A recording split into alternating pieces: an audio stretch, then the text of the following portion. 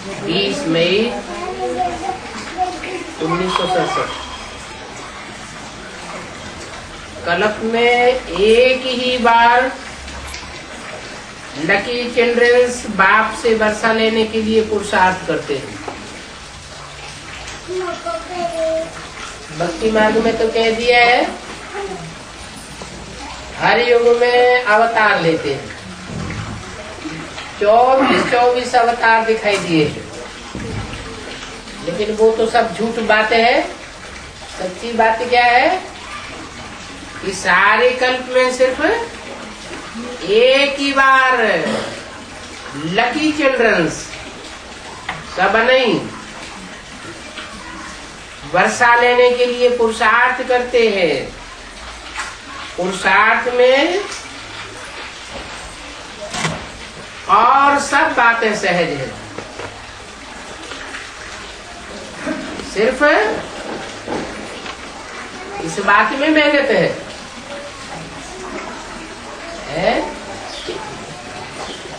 एक निरंतर याद की यात्रा में मेहनत है। अब भी विचारी याद में मेहनत है, और तो कोई मेहनत नहीं है। बच्चों को मालूम नहीं पड़ता है कि हम याद की यात्रा में चल रहे हैं एक्यूरेट या नहीं चल रहे। याद करते करते बुद्धि कहाँ की कहाँ तिरक जाती है। बैठते हैं एक बाप की याद में और माया वाइलोरा डाल देती है। निरंतर याद टिकने ही नहीं देती। बाबा ने कहा है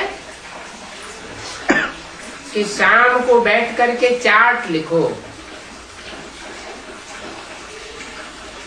देखो हमारे चार्ट में कुछ दम है।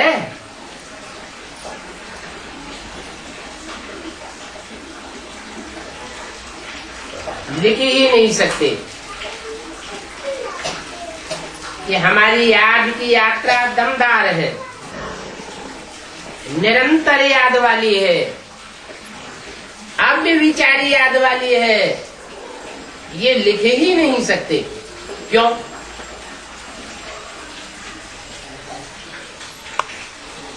क्यों नहीं लिख सकते?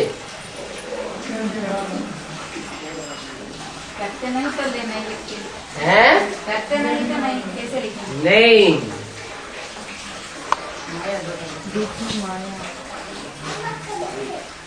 63 जन्मों में जैसी जैसी भक्ति की है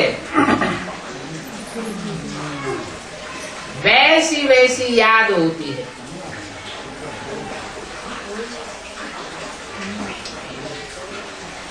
नौधा भक्ति की है, निरंतर याद की है,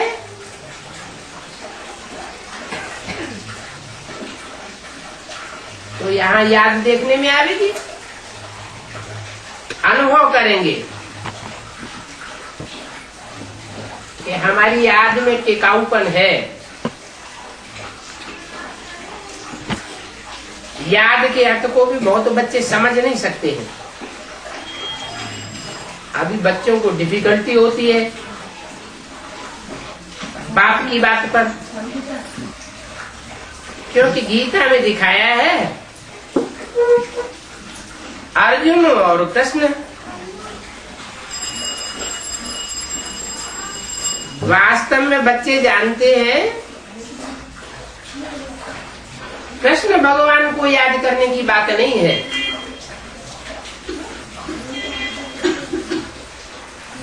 यहाँ तो ऐसे बाप को याद करने की बात है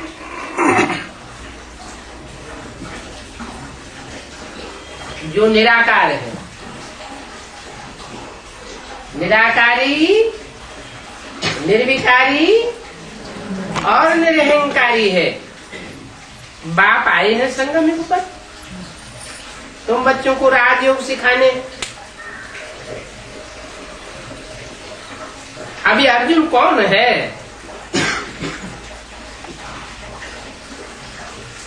जिसके रथ में राजयोग सिखाया? कोई ने कहा ब्रह्मा।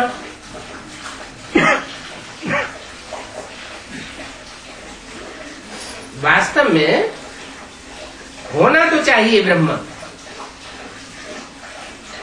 लेकिन कौन सा ब्रह्मा? ब्रह्मा तो अनेकों के नाम दिखाई दिए हैं।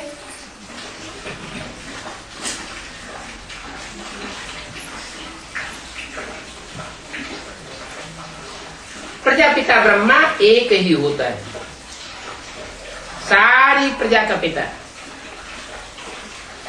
तो जरूर प्रजापिता ब्रह्मा के बच्चे ब्राह्मण ब्राह्मणियां चाहिए। प्रजापिता ब्रह्मा ही है, ऐसे नहीं प्रजापिता ब्रह्मा नहीं है। कैसे?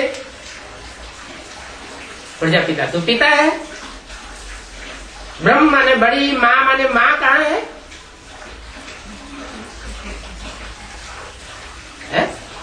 सारी सृष्टि का बीज है, पिता है, तो पिता ही होगा ना। ब्रह्मा कैसे हो गया? है?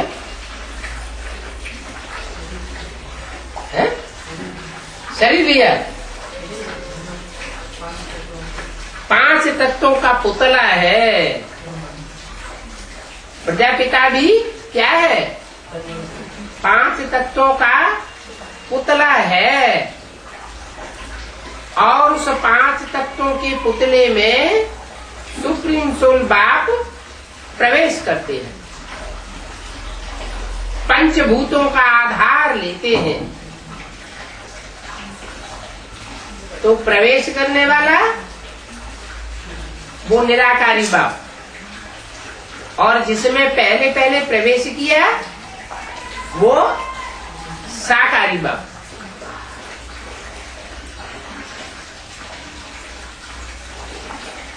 तो प्रजापिता ब्रह्मा से पहली रचना कौन रची गई? वो तो सारी मनुष्य सृष्टि का पिता हो गया। जरूर माता चाहिए, और फिर ब्राह्मण भी चाहिए। माता किस लिए रची जाती है? बच्चों की पैदाइश के लिए। तो प्रजापिता ब्रह्मा माँ को अडॉप्ट करते हैं और ब्राह्मण बच्चों को जन्म देते हैं।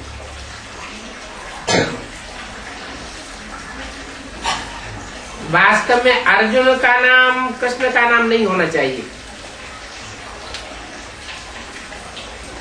कभी कोई एक मनुष्य का फीचर दूसरे जन्म में वो फीचर मिल ही नहीं सकता।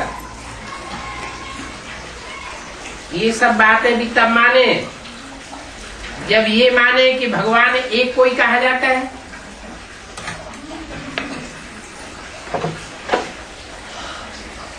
नहीं तो भगवान को सर्वव्यापी कह के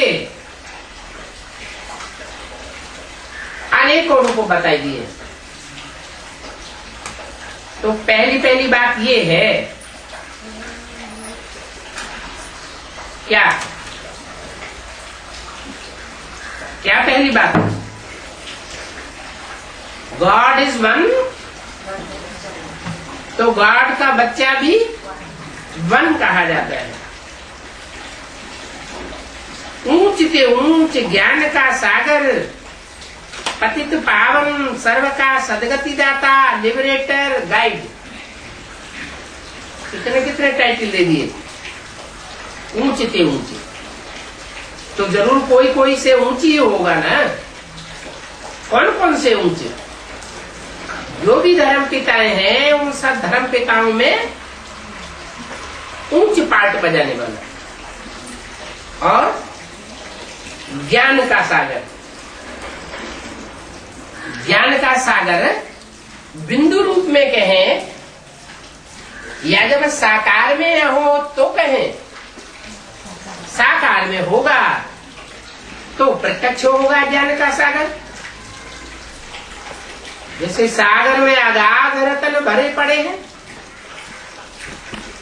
सीमा नहीं।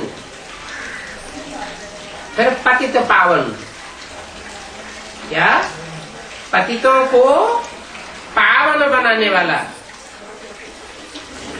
बिंदी रूप में कैसे कहेंगे पतितों को पावन बनाने वाला?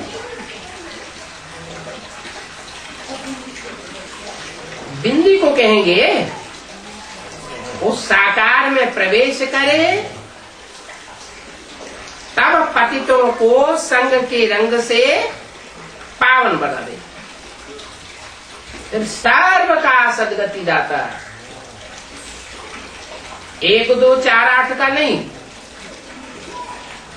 क्राइस्ट के फॉलोअर्स 100-150 करोड़, वो भी लिमिटेड बच्चे हैं, उनकी भी वो सदगति गति नहीं करता। और ये बाप सबकी सदगति दाता। कम से कम एक जन्म की सदगति सबकी होती है। सदगति अर्थात सच्ची गति, ऐसी गति, ऐसा जन्म जिसमें दुख लेश मात्र को न मिले, सुख ही सुख मिले, ऐसा सदगति दाता लिबरेटर गाया हुआ है। कैसे लिबरेट करते हैं? लिबरेटर माने छुड़ाने वाला, दुख दर्दों से छुड़ाते हैं। मनुष्यों की बुद्धि में कृष्ण और अर्जुन ही आवेगा, तो पहले बाप का परिचय दो। ये बाप बाप है, बच्चा कृष्ण नहीं है। फिर बताओ कि ब्रह्मा द्वारा ब्राह्मण रचते हैं, जरूर ये गुह्य बातें हैं, इसलिए बाप समझाते हैं पहले पहले अलफ को समझाओ।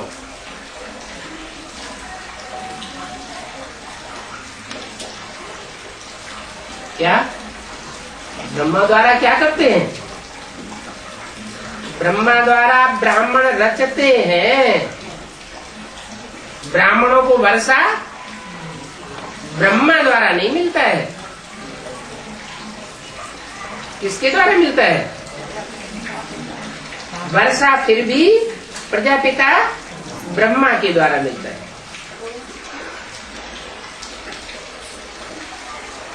तो पहले पहले अलफ को समझाना पड़े।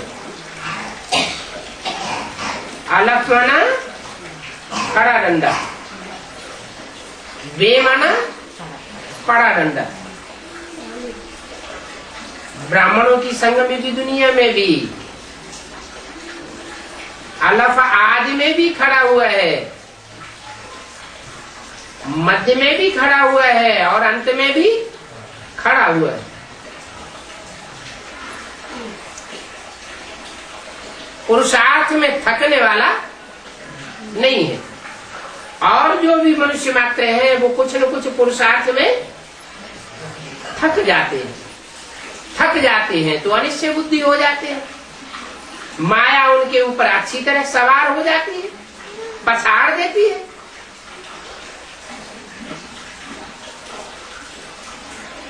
तो सब किसकी औलाद हुए हैं? उस समय माया की औलाद हो जाते हैं। इसलिए बोला हिम्मत नहीं हारनी चाहिए। जो यहाँ हिम्मत नहीं हारेगा, बल माया पछाड़ देती है। जैसे साइकिल पे चढ़ने वाला सीखता है तो गिरता है और फट से फिर सवार हो जाता है, तो उसको हारा हुआ कहेंगे नहीं। जब तक हिम्मत नहीं हारा है उसको हारा हुआ नहीं कहा जा सकता। इसलिए दिखाते हैं कि युद्ध भूमि में जो पीठ दे करके भागता है वो है हारा हुआ, और जो लड़ते लड़ते बल शरीर में त्याग देना पड़े लेकिन अंदर में इच्छा क्या भरी रहती है, मैं विजयी बनूंगा, तो अंतमते सोगति, अगला जन्म फिर मिलता है, फिर युद्ध करता है। हिम्मते बच्चे मदद बाप। बातें जरूरी है, गुह्य बातें हैं, अलग को नहीं समझा है तो बे की बात ही नहीं उठती है। जब अलफ का पता पड़े तो हेवनली गॉड फादर का पता पड़े।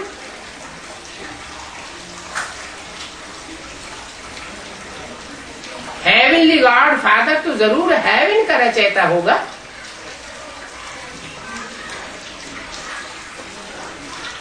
नरक का रचयिता तो नहीं होगा। भारत को स्वर्ग का मालिक बनाया था और भारत स्वर्गवासी था। अभी कहाँ का वासी बन गया, अभी नरकवासी बन गया। आर्ग्यू करते हैं कि स्वर्ग कब था, अरे उनको समझाना पड़े।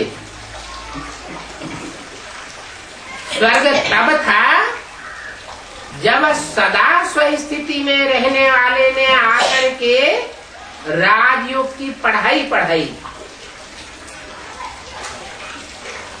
और पढ़ने वालों ने स्वस्थिति को प्राप्त किया तो स्वर्ग बना। देवान में रहेंगे तो स्वर्ग की अनुभूति कर ही नहीं सकते, वो तो सत्य को बहुत लंबा ले जाते हैं। कहते हैं लाखों वर्ष हुए। अगर ऐसा होता तो फिर आज सृष्टि पर मनुष्य कितने हो जाते। अभी तो गिनती करते हैं, गांधी के जमाने में गिनती की 40 करोड़ थे, सारी दुनिया की भी गिनती कर लेते हैं। 400 करोड़, 300 करोड़, 500 करोड़, तो अनगिनत तो नहीं कहेंगे। अगर लाखों वर्ष की सृष्टि हुई होती तो अनगिनत हो जाते, गिनती का सवाल ही पैदा नहीं होता। बाप कहते हैं बच्चों तुम अपने जन्मों को नहीं जानते, मैं समझाता हूं कि 84 जन्म तुमको बिताने में कितने वर्ष लग गए। 84 जन्म पूरे करने में ही 5000 वर्ष लग गए। तो लाखों वर्ष की अगर लंबी सृष्टि हो तो कितने का चक्कर हो जाएगा, अनगिनत जन्म हो जाएगा। तुम बच्चों को 84 जन्म लेने पड़ते हैं। मनुष्य तो मुझे हुए हैं, तुम जानते हो सब तो एक रस नहीं समझ सकते।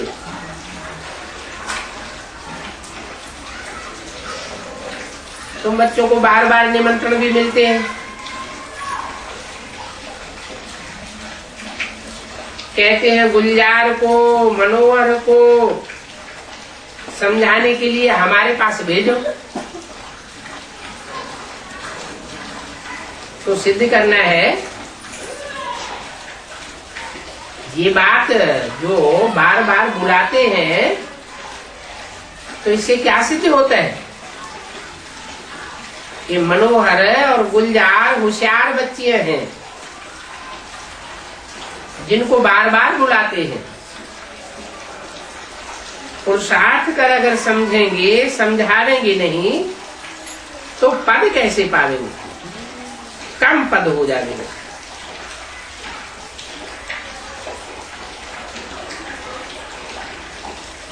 मुफ्त में तो किसी को भी नहीं मिल सकता। मेहनत करेंगे तो प्राप्ति करेंगे। तो पुरुषार्थ करके मेहनत से वर्षा पाया जाता है। लौकिक में बच्चा जन्मता है और वर्षे का हकदार बन जाता है, और यहाँ सिर्फ जन्म लेने से वर्षे का हकदार नहीं बनेंगे। जन्म लेने के बाद पुरुषार्थ भी करना पड़ेगा।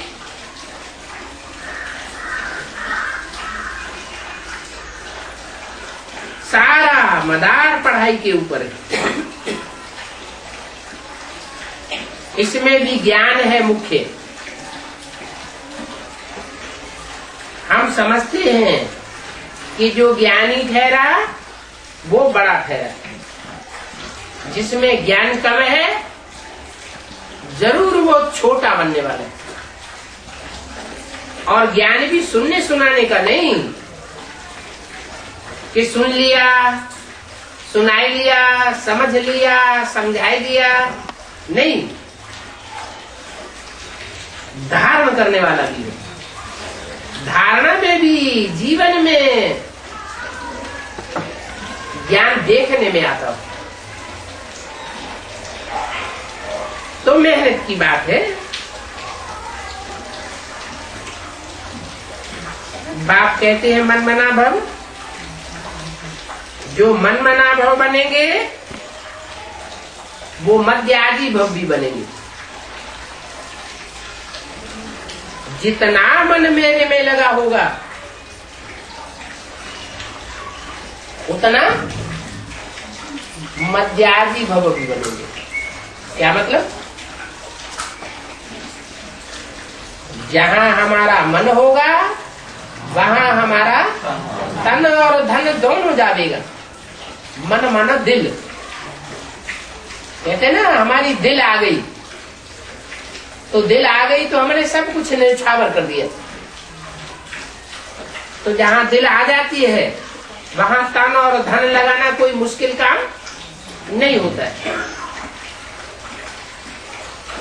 मन मना भव बनेंगे तब ही मत्याजी भव बनेंगे। मत्याजी भव माना मेरे में सब कुछ यजन करने वाला बन। यजन करना माना स्वाहा करना। क्या क्या स्वाहा करना? तन मन धन समय संपर्क संबंध जो भी शक्तियां हैं उन सबको मेरे लिए अर्पण कर देना। तो कहेंगे मध्याजी भव हुआ। विकर्म विनाश होने का और कोई रास्ता नहीं है। क्या? पाप कर्म भस्म कब होंगे?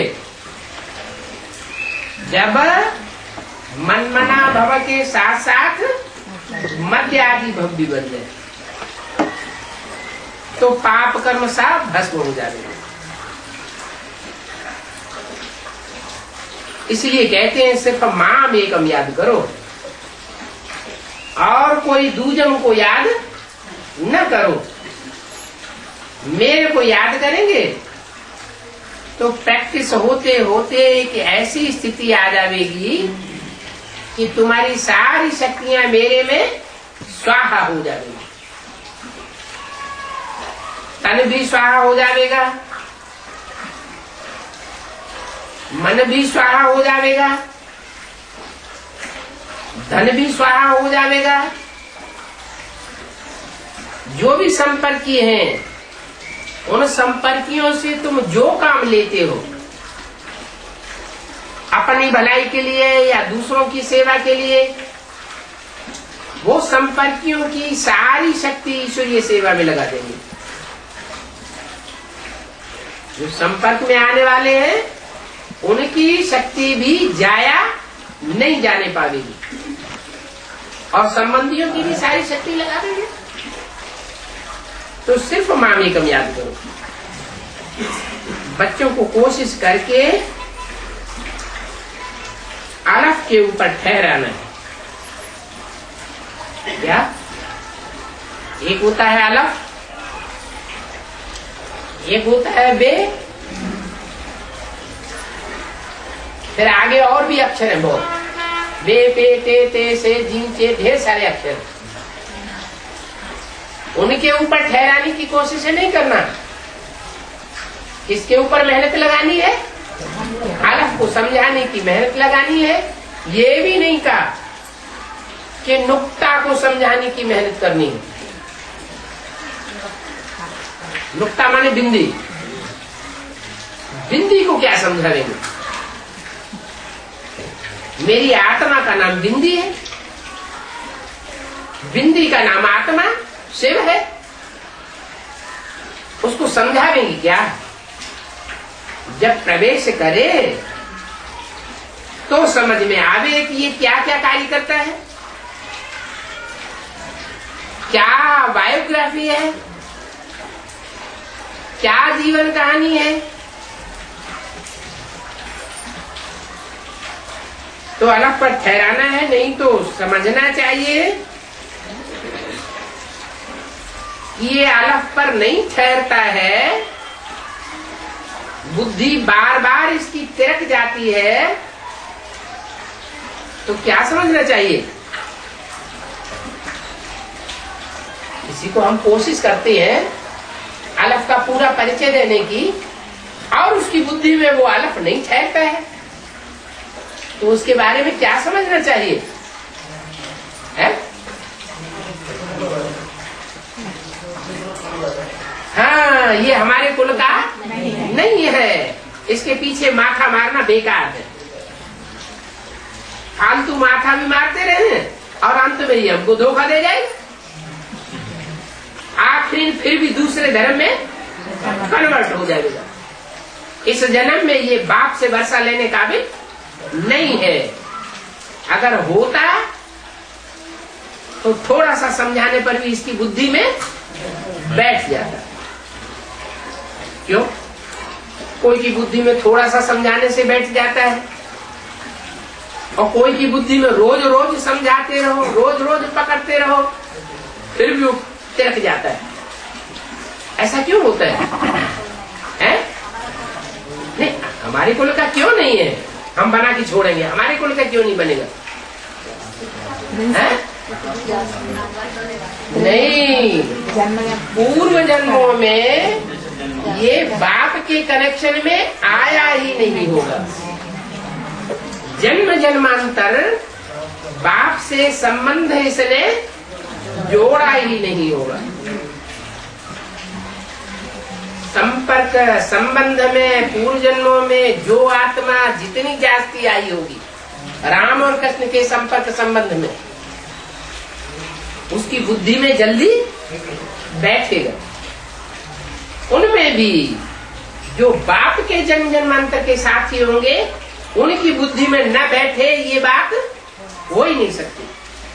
इसलिए कहते हैं बनी बनाई बन रही है और अब कछु बननी ना, नई कोई बात नहीं बनेगी।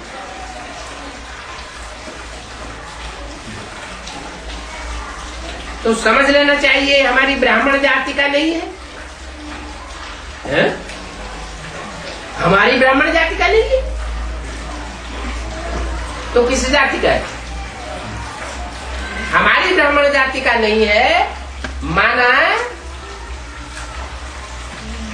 जो हमारी पुरी है ब्राह्मण की, सूर्यवंशी वाली, उस पुरी का ये नहीं है।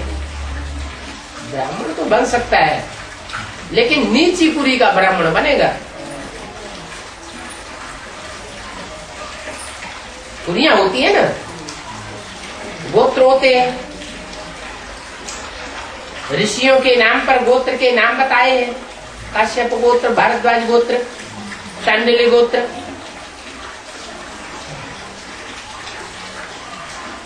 हम ऊंच कुल के बच्चे हैं। हम बाप के पहले पहले कुल के बच्चे हैं। हमने तो जैसे ही हमको किसी ने सुनाया और फट से हमारी बुद्धि ने कैच कर लिया। दुकान पर माल दिखाने जाते हैं ना, कोई को माल पसंद नहीं आवेगा तो चला जाएगा। अब ये तो ईश्वरीय माल मिलता है, ईश्वरीय माल किनको पसंद आवेगा? जो ईश्वर के बच्चे होंगे उनको ईश्वरीय माल पसंद आवेगा। तो ये तुम बच्चों की दुकानदारी है। बिरला कोई ये व्यापार करे। ये ज्ञान रत्नों का व्यापार सब कोई नहीं कर सकते।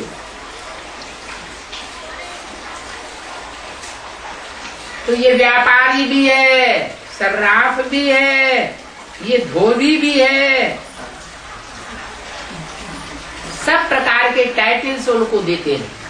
इनको बाप को क्या क्या है? बिरला व्यापारी है?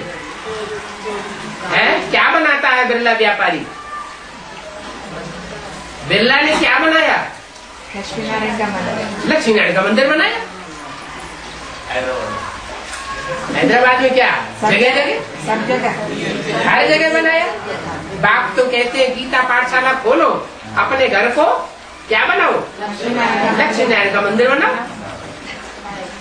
कोई भी आए उसको प्योरिटी की ऐसी भाषण आवे जैसे कि हम लक्ष्मी नारायण के मंदिर में आ गए, जीते जागते मंदिर में। तो ये बिरला व्यापारी लक्ष्मी नारायण के मंदिर बनाता है। ये सर्राफ भी है। सर्राफ क्या करते हैं? जो रतन होते हैं ना, वो नगीनों में जड़ते हैं। असली नकली की उनको पहचान होती है। ये असली सोना है, ये नकली सोना है, ये असली चांदी है, ये मिक्स वाली है।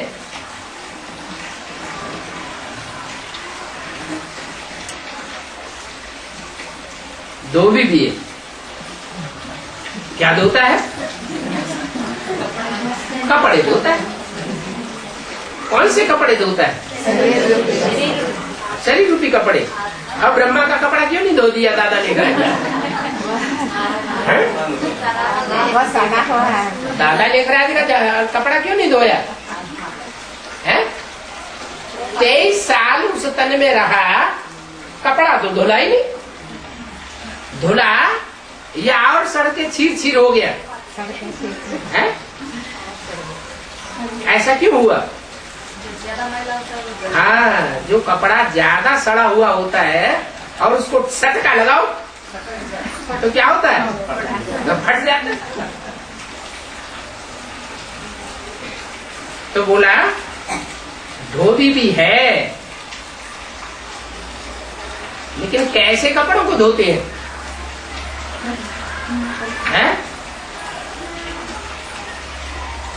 जो 83 जन्म लेने वाले, 82 जन्म लेने वाले, उन कपड़ों को नहीं धोते।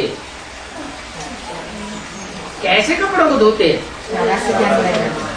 जो पूरे 84 जन्म लेने वाले हैं उनके कपड़ों को धोते।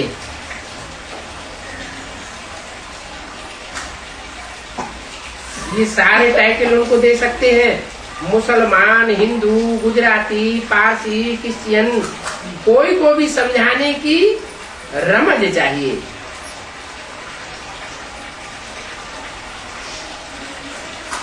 सबका गॉडफादर एक ही है। क्या बोलते? अरे ये तो देवताओं का, हिंदुओं का ही गॉडफादर है। मुसलमान लोग आके कहे कि हमारा गॉडफादर तो है नहीं, हमको होता तो हमको वर्षा देता। नहीं, वो सबका गॉडफादर है। हर धर्म से चुनी हुई बीज रूप आत्माएं जो पूरे 84 जन्म लेने वाली है, उन सबको वर्षा देता है। कोई ये नहीं कह सकता कि हमारे धर्म वालों को वर्षा क्यों नहीं दिया। माला बनती है तो उस माला में सब धर्म की आत्माएं होती है या कोई एक ही धर्म की आत्मा होती है? हर धर्म की बीज रूप आत्मा होगी। हर धर्म से चुने हुए आएंगे, उनको पढ़ाई पढ़ाते हैं। तो सबका गॉड फादर एक ही है और वो ही लिबरेटर है। अभी सबको लिबरेट कर रहे हैं, सबको दुख दर्दों से छुड़ा रहे हैं। बाप कहते हैं देह सहित देह के सब संबंध छोड़ अपन को आत्मा समझो।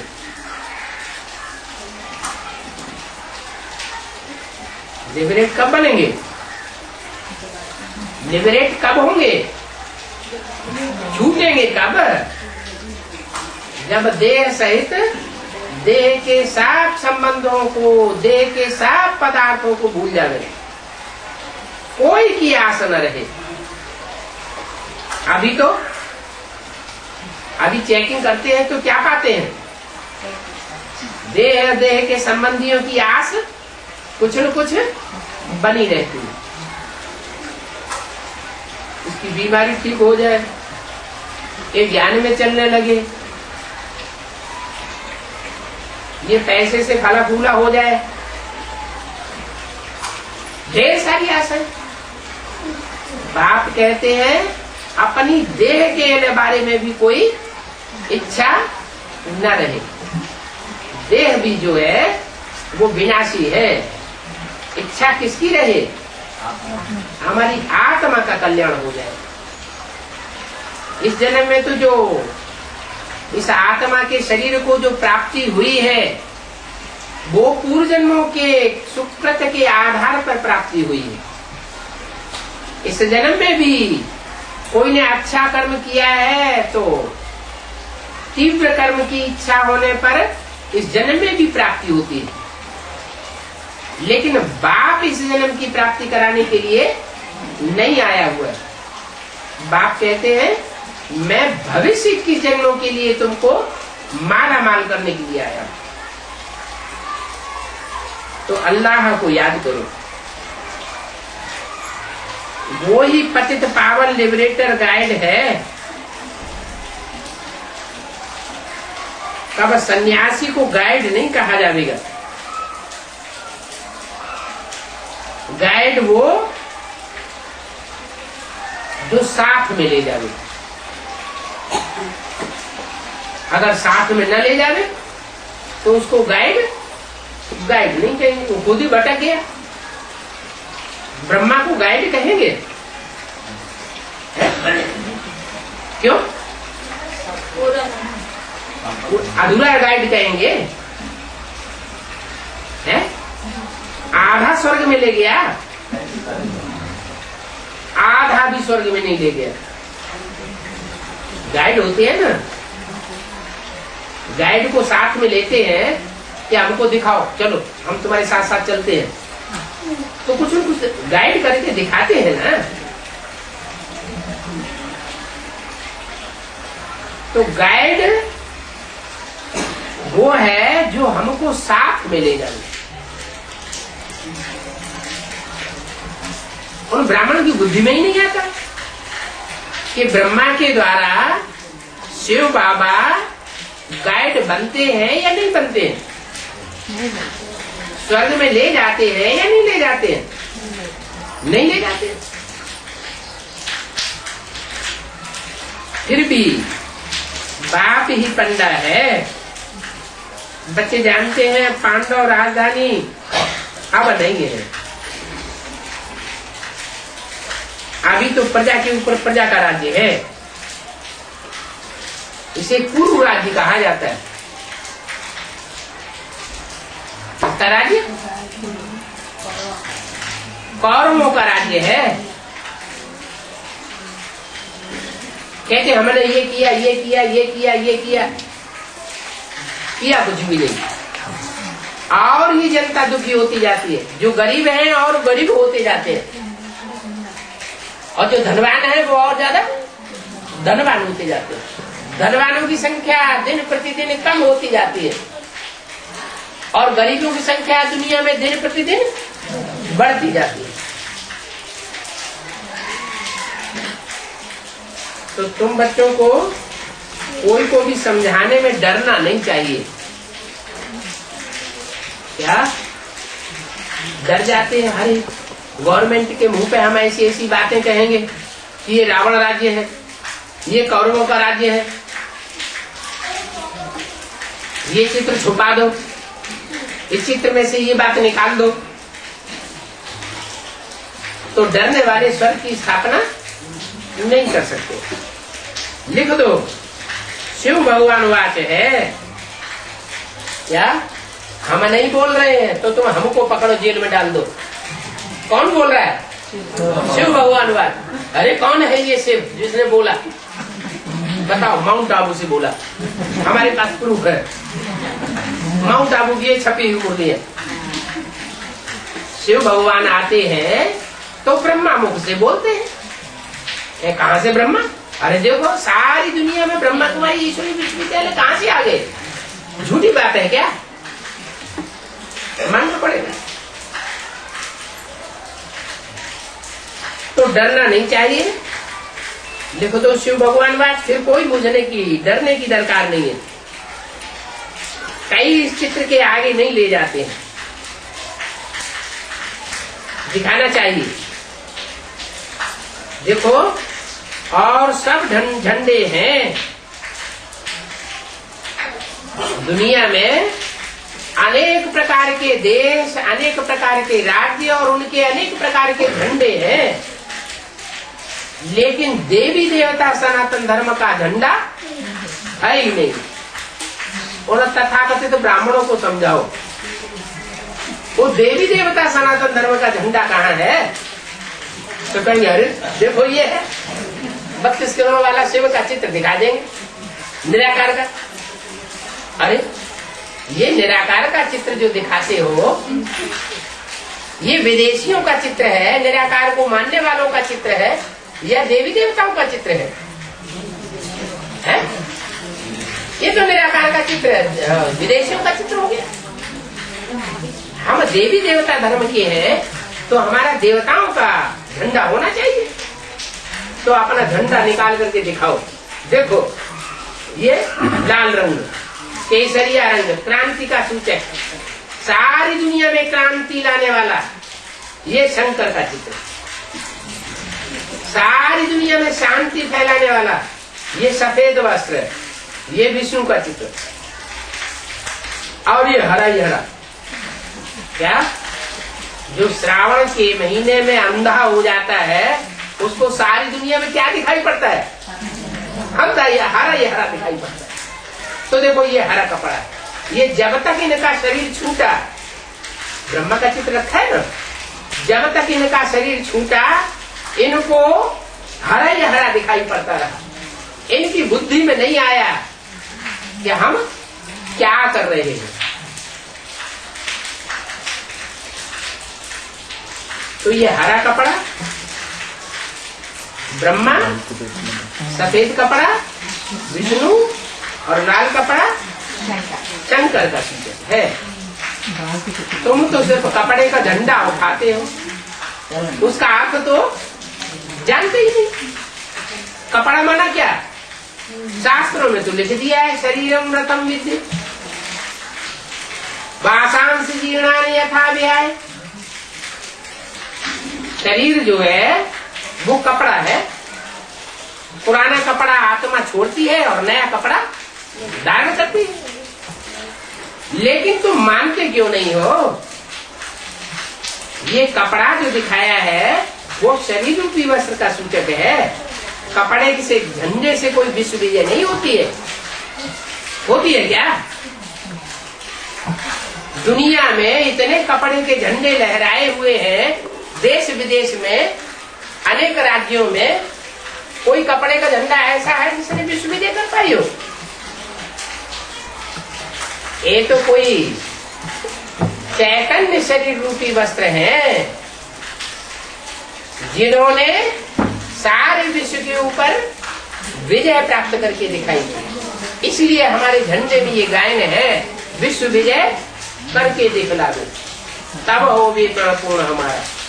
कपड़े का झंडा नहीं विश्व विजय करेगा, समझो। कौन सा झंडा विश्व विजय करेगा? चैतन्य शरीर रूपी वस्त्रों को समझो।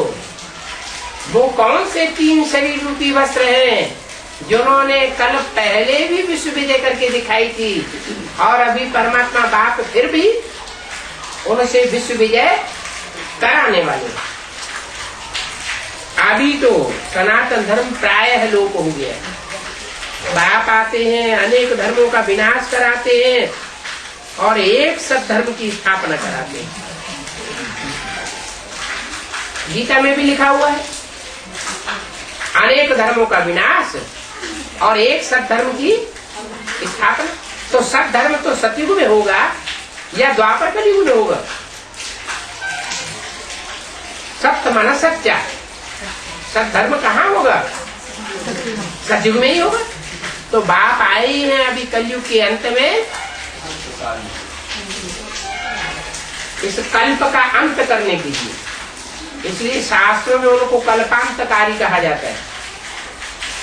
ये कल्प का अंत होने वाला है, नई दुनिया आने वाली है, कलयुग जाने वाला है, सतयुग आने वाला है।